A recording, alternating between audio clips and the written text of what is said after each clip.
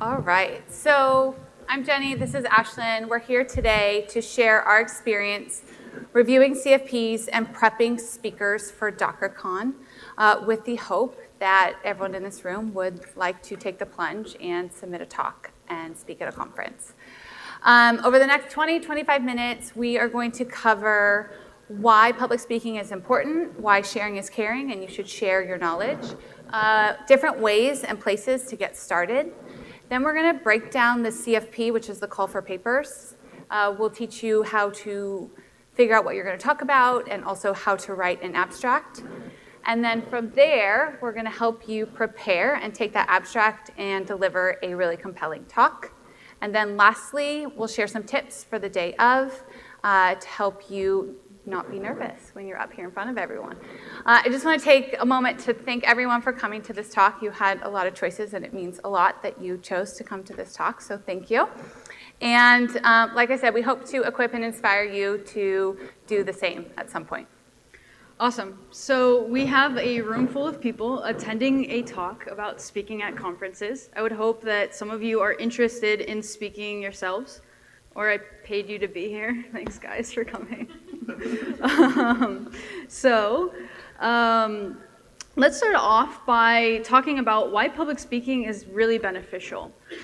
Jenny and I took to Twitterverse, asked for some stories, and what we came back with were a ton of people telling us how public speaking has immensely impacted their career growth, as well as just their self-confidence.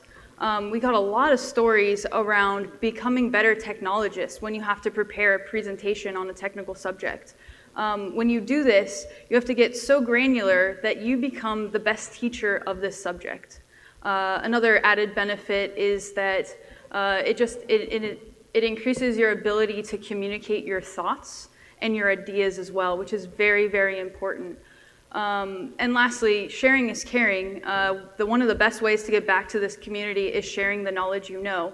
So I think you may be kind of convinced now, but where do you get started?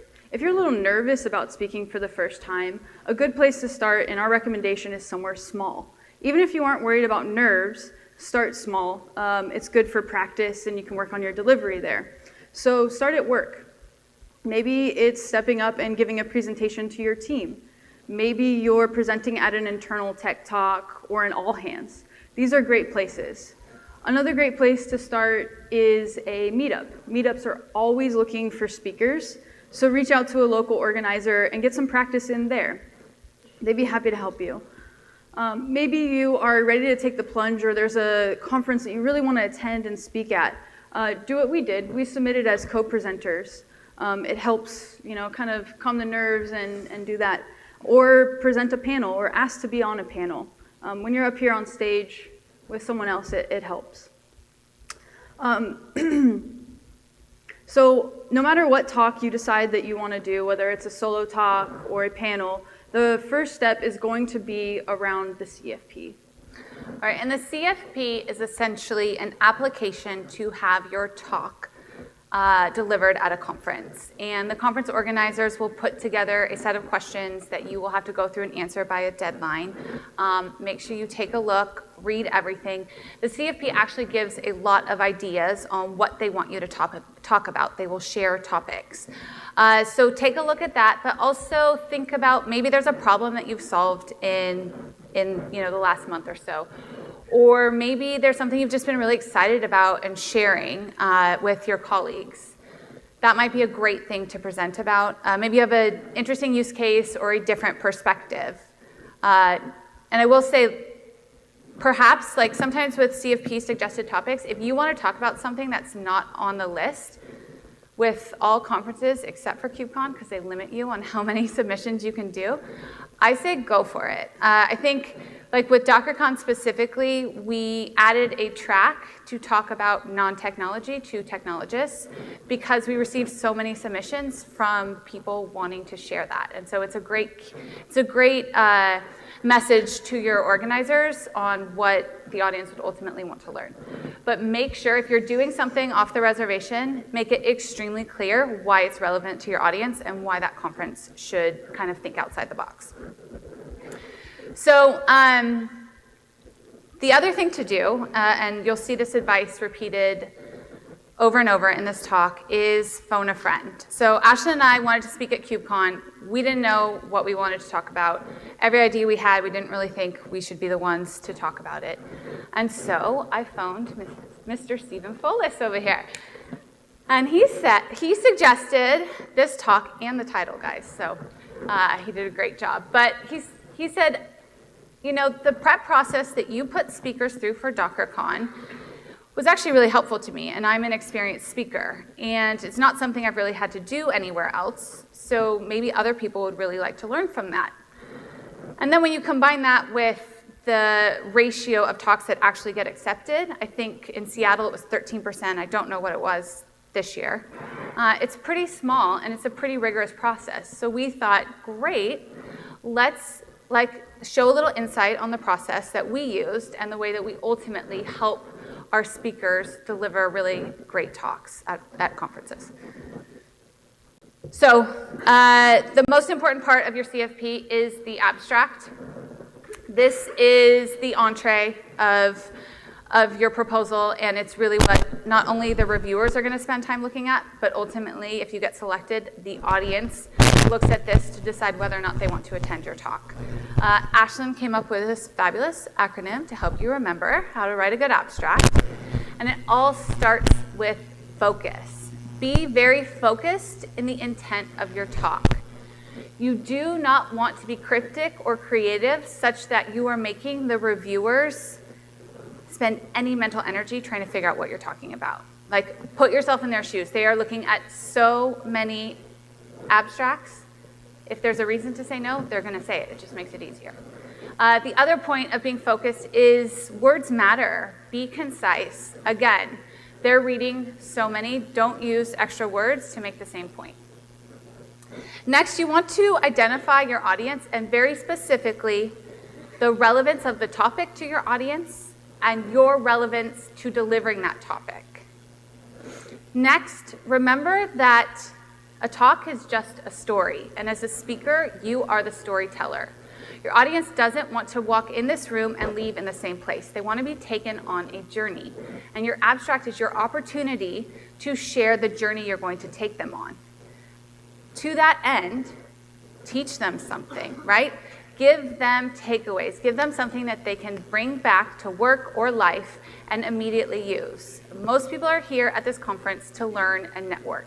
Make it extremely easy for them to understand why they should put your talk on the schedule and why the audience should attend your talk. And we recommend you literally say it. Like, the takeaways will be, the audience will learn, and list it out. That makes it crystal clear for anyone reviewing a CFP. Yep.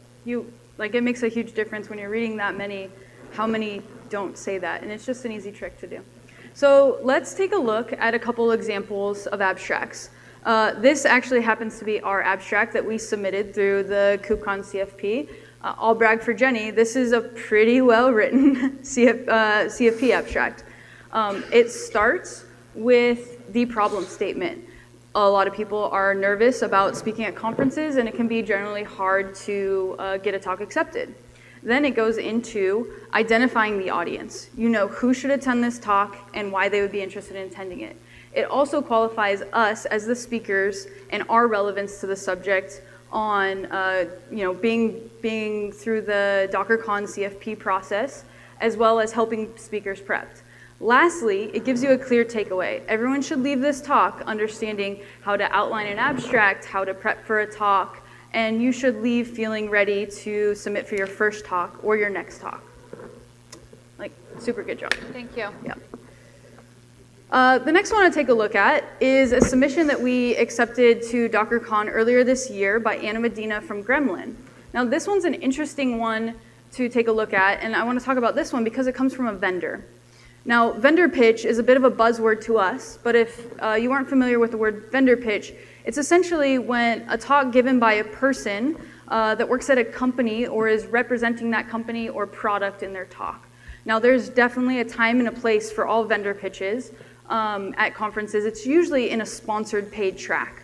Now, the issue here is when you're trying to submit a talk to an open CFP under a vendor's name. It can be an uphill battle.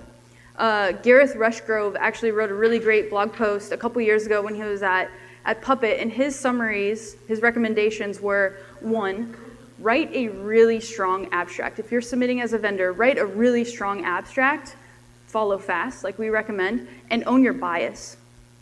2, focus on your experiences and your learnings at your company or within your job, and not focused on the product. That's really helpful, and that's why I like Anna's. Like, she's talking about a zoomed out topic that is relevant to her, but it's not about Gremlin products. It can relate, but it is not a product pitch. So typically, we want to stay away from that.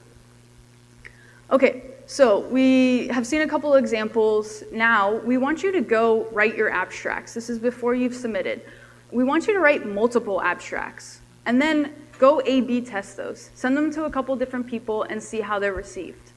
The key to this is start early. Don't wait until the last night to submit your call for papers. Don't wait till the deadline, right? Because you want to get feedback. This is a very iterative process. So A/B test those. Then talk to your reviewers and ask them what they thought your takeaways were. If they repeat back something that you didn't think, that's not what you were anticipating your talk to be on, then you probably need to work on your details of that abstract a little bit more. Another indicator is if your reviewer is very intrigued in the topic or has more questions and follow-up. That's a good sign. You're onto something. If not, you probably want to start this process over and write a couple more abstracts. One last thing, so that's all about writing the abstract and the juicy part of your CFP submission.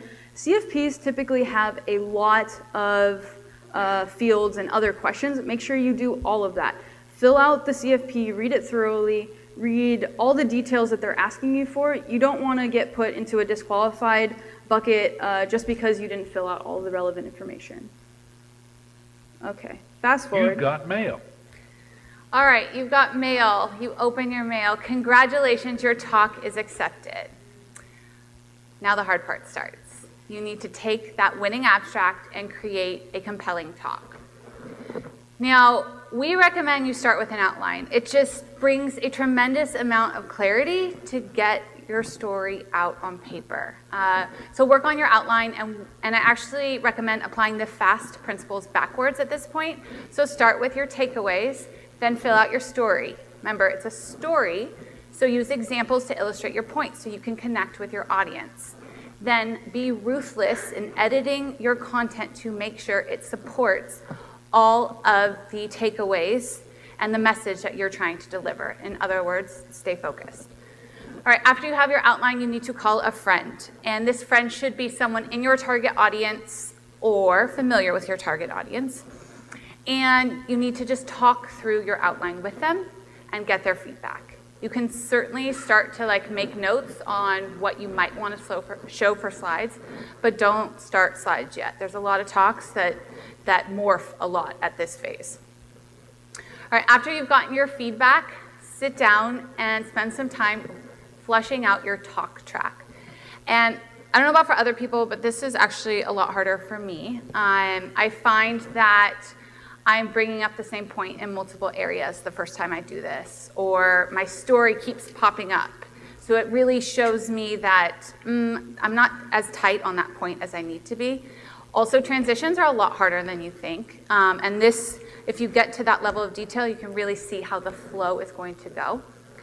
Then once you have your talk track, you can really start on your slides. Now, this talk is not about how to create slides for a presentation. That's a whole nother talk, and I highly encourage anyone who knows anything about that to submit that to a conference. But slides should support your talk, not distract from it. It is incredibly helpful, especially in technology, to use images and diagrams to explain complex topics, but generally less is more. And any time that the audience is reading your slide, they're not listening to you. Now, I get how ironic it is that I am telling you don't put too many words on a slide, while showing you a slide that has the most words. But I made about 3 or 4 versions of this slide. All the others had less words, and my audience voted for this one. So go with what the audience says when all else fails. All right, now you need to find your friend again. Same friend or different, just again, someone in the audience or that understands your audience. And you're gonna wanna sit down and do what I call a table read. You don't have to stand up and deliver your presentation. You don't know it that well yet. Sit down and talk through your talk track against your slides and get feedback. Are your slides supporting your points? Is everything flowing? Is there a better example that your friend can help you think of? There's a lot of ways to then improve and refine at that point. And then my next point, which is kind of one of my favorite ones, revisit your abstract. So you're not the same person that submitted that talk 3, 4, 5 months ago, and you've actually done a lot of work developing a story. Maybe you bit off more than you could chew in your original abstract, and you actually have to really refine what you're going to talk about. I've read a lot of reviews from talks from DockerCon, and I can tell you that the audience doesn't like it when their expectations aren't met. And the abstract is your opportunity to invite them to the talk that you're actually delivering. So don't be afraid to reach back out to the conference organizer and provide an updated abstract. The conference and attendees will thank you. Okay, and this one, practice, right? Like practice by yourself, practice with your dog, practice with your kids, like literally practice with anyone that owes you a favor. This part is not about your content anymore. You are solid on your content. This is 100% about owning your delivery and getting really comfortable with the words that you're gonna have to say. I even recommend signing up to deliver this at a meetup, like before the talk, or sign up for like an internal tech talk, because 1, you won't wait till the last minute because you have an earlier deadline, and 2, right, like no practice can replicate what it feels like to stand in front of people staring at you, listening to what you have to say. And talks are a much better experience the second time that you deliver them. Awesome. Okay, so let's talk a little bit about the day of, your big day. You're coming to talk. Up until this point of the talk, our presentation, I hope you've gathered that speaking at conferences is a lot of work. So let's make sure that you're prepared and your day of goes off without a hitch. So a couple warm-ups we'll go over. We were fortunate enough through DockerCon to have a couple resources for our internal speakers, like presentation help and also improv training. And what improv training taught me is the importance of a warm-up. Not only does it warm up your voice, it also helps you get comfortable and a little bit out of your element. So when you get up on stage, you're a little bit more comfortable. You know, I've seen numerous executives and CEOs quacking like a duck backstage in the green room to get warmed up. But I guarantee they go up on stage and they're feeling a little bit better because they were just quacking back there. So a warm-up's super important. Go online, find a routine that you're comfortable with, jaw movements, vocal warm-ups, all that, and do them. The next one, highly, highly recommend 2 minutes of a power pose before you walk on stage. Actually, let's practice this. Can everyone stand up? Do you mind? Yeah. So I'd like everyone to shrug and have bad posture. Yeah, ooh. And I'd like you to say, I'm awesome. I'm awesome. Yeah. Did you feel awesome? No. Okay, let's stand. Feet shoulder width apart. Hands on your hips. Good posture, shoulders back. And I want you to say, I'm a failure. I'm a failure. Okay, everyone can sit down. Thank you for entertaining me. You guys are not convincing. I don't believe you. You're not failures. So your body language directly impacts your confidence. Your posture will directly impact the way you stand up on stage. So let's not let all this work that we've just prepped over months go to waste. Let's be doing 2 minutes of power pose before, get up on stage being your best self. Okay, now we're on stage. here's just a couple little things that we've picked up. I want to talk really quickly about visual versus heard. Now, my point here is that, again, we've done a lot of work. We've practiced, we've rehearsed, we owe all of our friends drinks because we've phoned them so many times. Don't get up on stage and don't get caught up on your words. Let's actually do one more exercise. If everyone can make an okay hand like this. Now, put it on your cheek. Oh, I did it wrong. Put it on your chin. I blew it. Okay, sorry. The exercise is do this, put it on your chin. Normally, you're doing what I say and not on your chin, okay? Because my emotions and you're watching my visual is more impactful than the words that came out of my mouth. Actually, communication's broken down into 3 segments. It's verbal, your words that you speak, vocal, the quality of your voice, and visual, which is everything else, all of the nonverbal cues. And in communication, in daily communication, your visual, thank you. Your visual is 58% of how you communicate. Do you guys know what the words are? Only 7% of what someone hears. So my point here, again, don't get caught up on words. Do your power poses, rehearse, practice, be confident on stage, and no one's gonna pick apart those words. Walk the stage, use hand gestures, that's all gonna carry you very far. Another point, when you're doing those practices, definitely work on your timing. Work on your pacing. If you get feedback that you go a little slow or fast, like I do, like I'm sure I sped through all of this, but work on that in practice, and before you get up on stage, take a deep breath and remind yourself about your pacing and your delivery cues. Eye contact, just one last tip. In general, come up on stage, find a couple people to make eye contact with, whether you're friends or you don't know them, just pick a couple people and rotate through.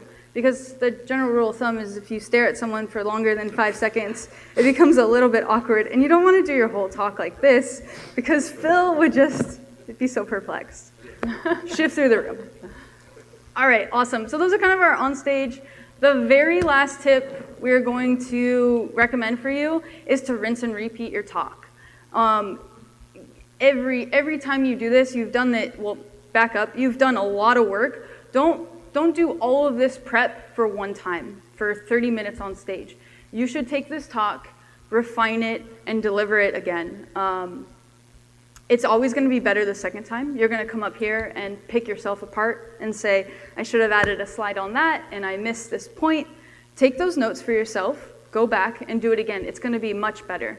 You also meet people after the talk. They'll give you feedback on how it went, your content. Take that feedback and do it again. So definitely highly recommend you do this talk more than once. Submit it to another conference or go do it at a meetup. And if you keep switching topics and, okay, I did a talk on this, Jenny, let's go do another talk for Europe on a different topic, we're gonna burn ourselves out if you keep doing that. It's a vicious cycle. So use your practice and do another tip. That's kind of all we got for you guys. Yeah. We are open for questions.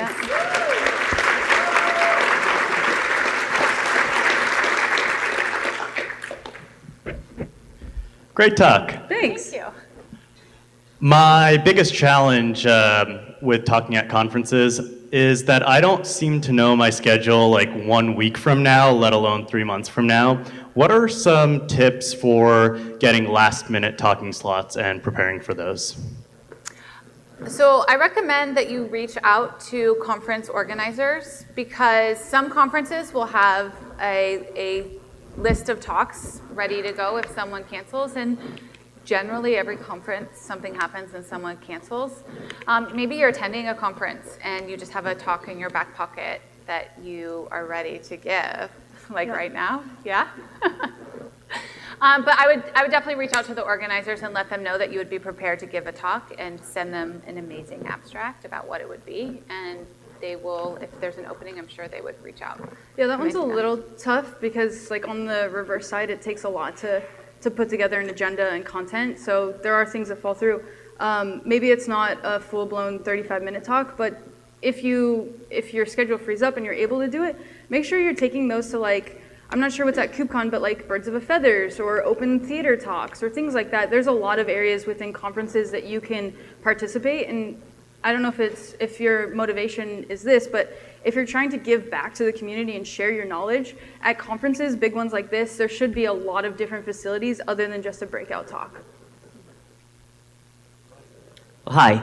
Hi. Great talk. Where do you find who is asking for RFCs? Like, is there a board, or like, how do you know when KubeCon is accepting Jenny will create a Slack bot for you.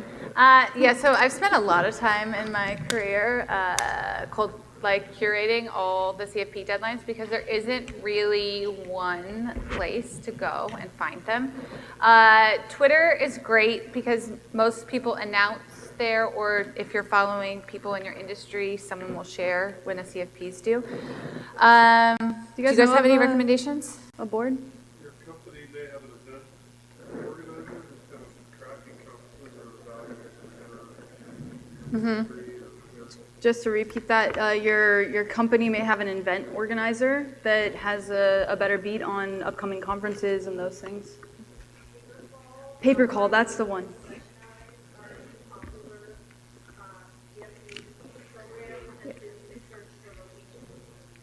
Yeah, So it's papercall.io, right? And Sessionize, I haven't heard of Sessionize yet, so that's good. yeah, papercall.io is a good one. I've heard of that one before. And then put the deadline in your calendar. Yep. And give yourself like a week before deadline too, because I can't tell you how many times it shows up and you're like, oh no, it's due tonight. I haven't done the pre-work I need to.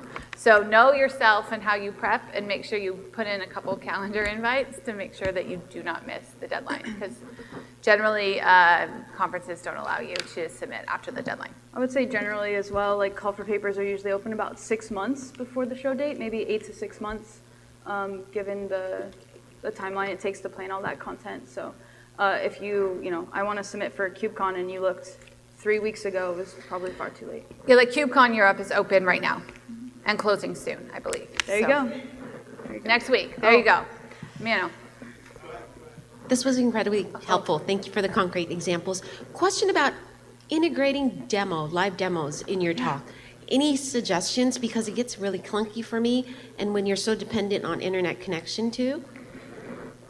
So we are big fans of live demos. We know our audience really appreciates that, and everyone gives the speaker a lot of grace when you're doing a live demo. If it doesn't work perfectly, have your plan on what you're going to do. If not, create a recording that you can pull up instead, that you can play if it doesn't work, and figure out how you will transition or how you will address when things go wrong.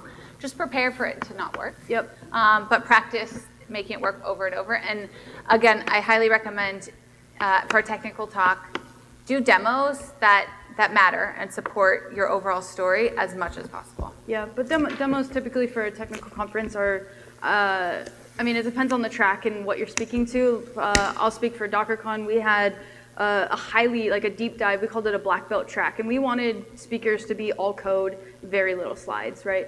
One tip I will say that Jenny touched upon is make a video recording and figure out how you can incorporate that. And Jenny said it again, but the audience is so forgiving. Like, they're on your side. So if something goes wrong, the internet goes out, you say, well, I prepared for this button, right? And you can talk through it and follow along. It goes back to practicing as well. But it's a very common problem. Yeah.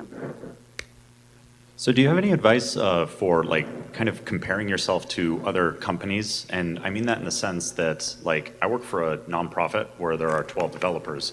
We moved to Kubernetes, and it was the coolest thing for us to be able to go and use that, and it helped our process out. But compared to a lot of other companies, we have maybe 80 users or something, so it's not oh, this awesome, we can scale out and do this, but for us, it was really cool, and I'd like to, talk about it. Tell the story, no? Which story? So a lot of great ones that we see are telling a story. Maybe wrap in what your nonprofit does. I love me a good nonprofit story.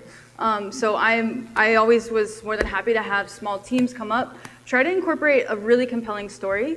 Yes, you do have an uphill battle because you're going against larger scale deployments and all these things. But that's my recommendation: is try to find a story in there. with what you guys were doing. How the work your small team is doing is impacting the rest of the world. And sorry, really quickly, don't just apply to one conference, right? Like there is a place for your story at a variety of conferences. If you're excited about something, share it. I mean, that's how Kubernetes grew in popularity. And Okay. add on to that, companies or conferences love success stories. Yes. You know, like KubeCon early days, they didn't have enough people who could actually show that people were using Kubernetes. So anytime you had like, hey, here's a customer actually using this thing in production, they would love that story. You know, people love that kind of thing. Yep. We did this thing, it worked. Yeah, that's very good.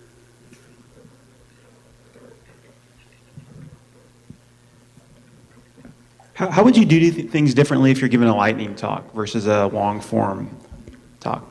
I mean, a lightning talk is sometimes harder because you really have to take someone on a journey in 5 minutes. I don't know if I have an answer to that one. I'd probably just be like super ruthless in editing and don't pick a topic too large. Like figure out what that learning is going to be, that one learning, and support that. Yeah. Very narrow. Yeah, so you might, if you prepare like a 35-minute talk, this happens sometimes, you'll provide a full session, abstract, and maybe you get selected for a lightning talk instead. Pick one chapter of that talk and focus on that. I have a question. Hi. No matter how much I practice, I always say, hey, like. You have any tips on like not make it sound like, you know, we're hanging out at the bar and I'm actually just giving a presentation instead of umming my way to success, I guess? So we actually had someone come in and give a talk about communication, which is where I got a couple of these things. Her recommendation was to find someone in your life that you're very close with, a best friend, like a best work colleague, a husband, a wife, a partner, and have them call you out every single day. And slowly but surely, like if you have the confidence to do that, between each other, then you will slowly start to adjust. She told a story when she was in college. She said, or something, and you did it again, and just completely nagging. But she eventually, a couple months, stopped saying it, was a much more eloquent speaker. And then her roommate went home and said, But yeah, find a friend, I think find a close colleague, someone that you can trust, and have them help you work on it. It's a hard one. Okay, and that's it. Thank you. Thanks, everyone. Thank Appreciate you. it.